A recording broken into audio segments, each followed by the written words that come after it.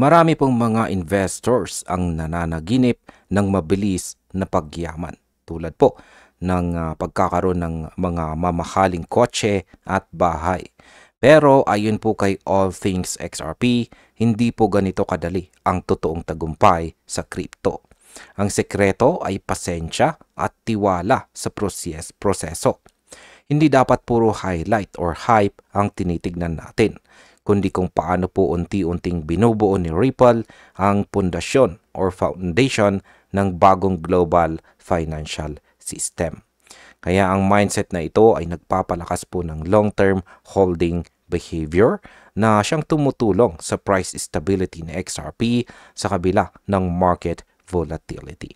Kaya ayan po ang siyang ating pag-uusapan sa video na ito at simulan po natin sa ating pinakaunang katanungan kung paano nga ba binabago ni Ripple ang financial system.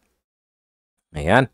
Ang sabi po rito ay Ripple is evolving from a controversial crypto firm into a key player in global financial infrastructure.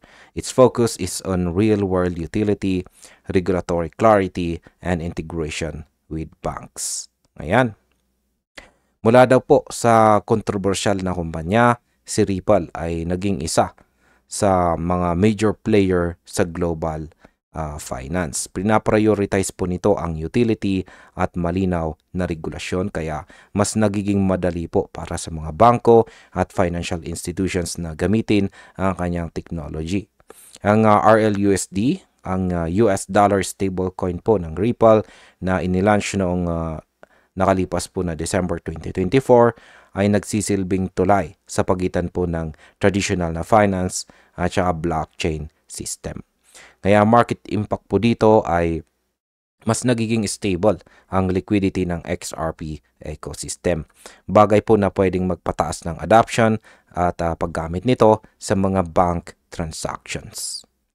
Ang sunod po nating katanungan ay bakit po ba mahalaga ang regulatory clarity? Yan, sabi rito ay Ripple's legal battle with the SEC finally ended in August 2025. Both sides withdrew their appeals, giving Ripple freedom to expand globally. Ayan. Matapos po ang mahabang laban sa SEC, ay natapos na rin sa wakas ang kaso nitong August 2025. Pareho pong panig ay umatras, kaya malaya na po si Ripple na magpalawak ng kanyang operasyon. Dahil dito, mas naging malinaw na po para sa mga regulators at investors kung saan po papunta ang blockchain innovation ni Ripple. Kaya ang market impact po dito ay ang ganitong kalinawan sa regulasyon ay nagbabalik po ng tiwala ng malalaking institution, kung saan ay posible pong magdala ng bagong kapital sa market ni XRP. Ngayon ay ano naman ang ibig sabihin nito para sa atin bilang mga XRP holders?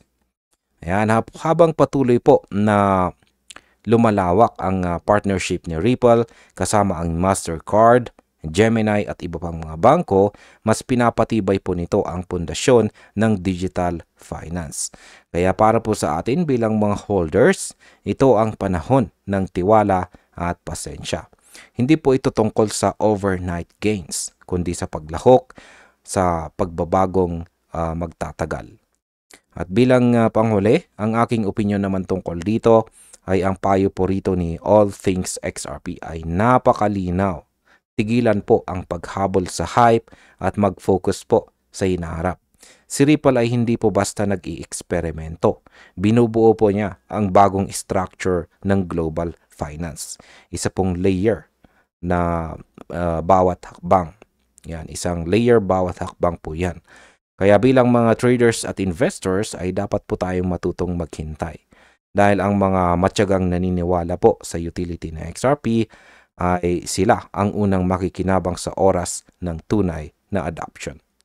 At ayun, hanggang dito na lamang po tayo sa video na ito mga ka-crypto. Maraming salamat sa panonood.